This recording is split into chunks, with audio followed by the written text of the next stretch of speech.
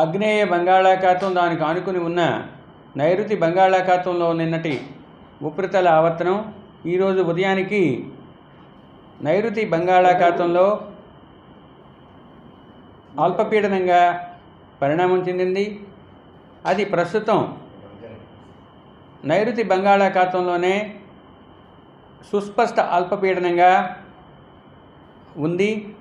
దీనికి అనుబంధంగా ఉపరితల ఆవర్తనం 7.6 కిలోమీటర్ల ఎత్తు వరకు విస్తరించి ఉన్నది. ఇక రాబోయే 24 గంటల్లో పశ్చిమ వాయువ్య దిశలో పయనించి ఈ సుస్పష్ట అల్పపీడనం రేపు మధ్యాహ్నానికి వాయుగుండంగా ఏర్పడి నైరుతి బంగాళాఖాతం దానికి ఆనుకుని ఉన్న పశ్చిమ మధ్య బంగాళాఖాతంలో అనగా ఉత్తర తమిళనాడు, పుదుచ్చేరి మరియు దక్షిణ కోస్తా ఆంధ్రప్రదేశ్ తీరాలకు కొంత దూరంలో ఉండే అవకాశం ఉంది. తదుపరి 24 గంటల్లో అది మరింత పశ్చిమ వాయువ్య దిశలో పయనించి ఉత్తర తమిళనాడు, పుదుచ్చేరి, దక్షిణ ఆంధ్రప్రదేశ్ తీరాలకు దగ్గరలో ఉండే అవకాశం ఉంది. మరియు అది మరింత బలపడే అవకాశం కూడా కనిపిస్తుంది. ఈ పరిస్థితుల వల్ల ఉత్తర కోస్తా జిల్లాల్లో రాబోయే 3 రోజులు కొన్ని ప్రాంతాలలో తేలికపాటి నుంచి మోస్తరు వర్షాలు, తదుపరి 4 రోజులు పలు ప్రాంతాలలో ఉండే అవకాశం ఉంది. ఇక దక్షిణ కోస్తా జిల్లాల్లో రాబోయే వారం రోజులు కూడా పలు ప్రాంతాలలో తేలికపాటి నుంచి మోస్తరు వర్షాలు పడే అవకాశం ఉంది. ఇక దక్షిణ కోస్తా జిల్లాలైన నెల్లూరు మరియు తిరుపతితో పాటుగా రాయలసీమ జిల్లా అయిన చిత్తూరు, అన్నమయ్యల్లో ఈ రాబోయే 24 గంటల్లో భారీ నుంచి అతి భారీ వర్షపాతం నమోదయ్యే అవకాశం ఉంది. ఇక దక్షిణ కోస్తా జిల్లా అయిన ప్రకాశంతో పాటుగా వైఎస్ఆర్ కడప, శ్రీ సత్యసాయి జిల్లాల్లో 1-2 చోట్ల భారీ వర్షపాతం ఈ 24 గంటల్లో నమోదయ్యే అవకాశం ఉంది.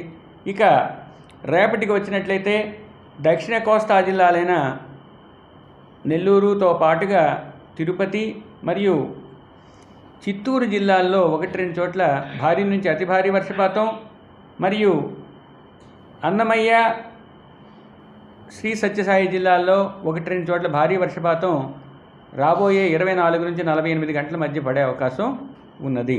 వీటితో పాటుగా రాబోయే 5 రోజులు కూడా కోస్తా జిల్లాలపై ఉరుములు మెరుపులు కొనసాగే అవకాశం ఉంది. ఇక అతి ముఖ్యంగా ఈరోజు దక్షిణ కోస్తా జిల్లాలకు వెంబడి లేదా తీరానికి ఆవల తీరానికి ఆనుకొని ఉన్న ప్రాంతంలో కొన్ని చోట్ల 35 నుంచి 45 గరిష్టంగా 55 కిలోమీటర్ల వేగంతో ఈదురుగాలులు వీచే అవకాశం ఉంది. ఇక రేపు కూడా దక్షిణ కోస్తా జిల్లాల్లో ఆ తీరానికి వెంబడి ఆవల కూడా అటువంటి పరిస్థితి ఉంది. 3-4 రోజుల్లో అది కొంచెం పెరిగి 35 నుంచి 40కి, 40 నుంచి 50, గరిష్టంగా 60 కిలోమీటర్ల వేగంతోనూ వీచే అవకాశం ఉంది. ఇక 23, 24వ తేదీలకు వచ్చేసరికి 50 నుంచి 60, గరిష్టంగా 70 కిలోమీటర్ల వేగంతో ఈదురుగాలు దక్షిణ కోస్తా జిల్లాల తీరం వెంబడి తీరం ఆవల ఉండే అవకాశం ఉంది. కాబట్టి మత్స్యకారులు ఎవరైతే సముద్రంలో వేటకు వెళ్ళి ఉంటారో వాళ్ళు సురక్షిత ప్రాంతాలకు ఈ కొన్ని గంటల్లో తిరుగు ప్రయాణం చేయాల్సిందిగా హెచ్చరించడం జరిగింది.